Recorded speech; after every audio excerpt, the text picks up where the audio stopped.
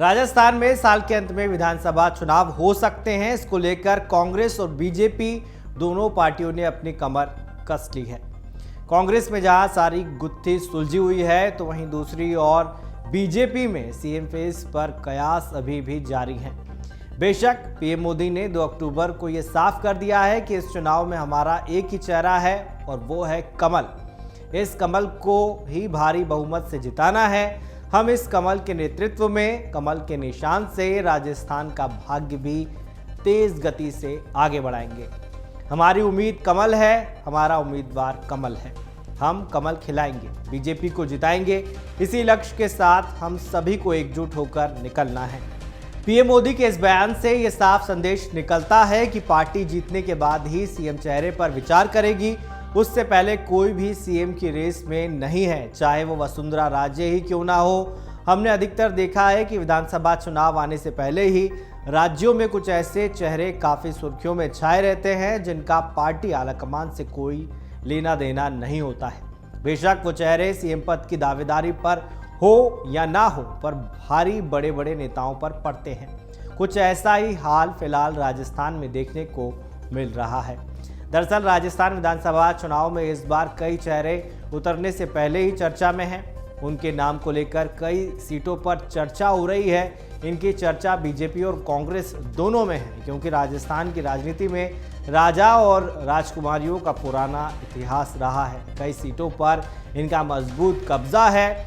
इस बार भी 3 चेहरे चर्चा में हैं। बीजेपी की सांसद दिया कुमारी, बीजेपी विधायक सिद्धि कुमारी और कांग्रेस नेता रुक्मणी कुमारी के चुनाव लड़ने की चर्चा है। दिया कुमारी कहां से चुनाव लड़ेंगी ये तो अभी कयास है, लेकिन बीकानेर पूर्व सीट से जीत की हैट्रिक लगा चुकी सिद्धि कुमारी को फिर चौथी बार मैदान में उतारा जाएगा। वहीं रुक्मणी कुमारी को जयपुर जिले की चोमू विधानसभा सीट से कांग्रेस मैदान में उतार सकती है। राजसमंद से बीजेपी की सांसद दिया कुमारी साल 2013 में सवाई माधोपुर से विधायक रह चुकी हैं। उन्होंने साल 2013 में 8000 के वोटों से चुनाव जीता था।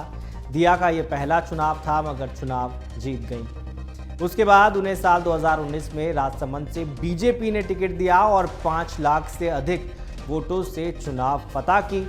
दिया कुमारी ने दोनों चुनाव बेहद मजबूती से जीते हैं। इन सीटों पर इनका प्रभाव है। अब सूत्र बता रहे हैं कि दिया हवामहल या नाथद्वारा से चुनाव लड़ सकती हैं। इस बार इनके नाम की खूब चर्चा है। बीकानेर की राजकुमारी सिद्धि कुमारी ने बीकानेर पूर्व विधानसभा सीट पर जीत की हैट्रिक लगाई है। इस सीट पर उनकी जीत बड़े वोटों के अंतर से हुई थी। पिछले 15 सालों में उनका एक तरफा माहौल है। इस बार भी उन्हें पार्टी मैदान में उतारेगी। सिद्धि सार्वजनिक मीटिंग या कार्यक्रमों में बेहद कम जाती हैं, फिर भी लोगों में उनकी पकड़ बनी रहती है।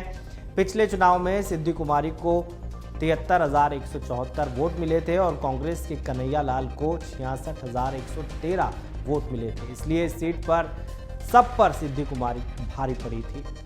रुक्मणी कुमारी जयपुर जिले की चोमू विधानसभा सीट पर कांग्रेस से तैयारी कर रही हैं। इस बार इनकी दावेदारी मजबूत भी मानी जा रही है। राहुल गांधी के भारत जोड़ो यात्रा में रुक्मणी कुमारी दिखी थी, खूब चर्चा में रही। चूंकि इस बार चोमू विधानसभा सीट पर कांग्रेस से कई दावेदार हैं, ऐसे में कांग्रेस पार्टी किसी चर्चित चेहरे को मैदान में उतारने जा रही है। इसलिए रुक्मणी कुमारी का नाम चर्चा में है।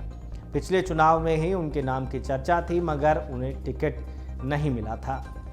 अमर उजाला अब आपके टीवी पर भी।